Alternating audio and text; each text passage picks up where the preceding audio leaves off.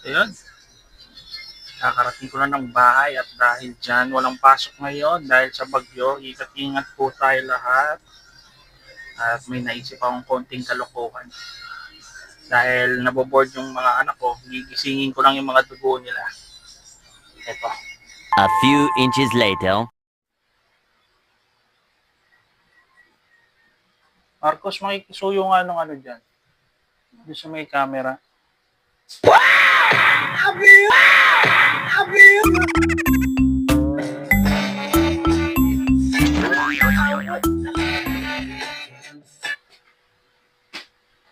Lucas, kunin mo kayo isang mic doon.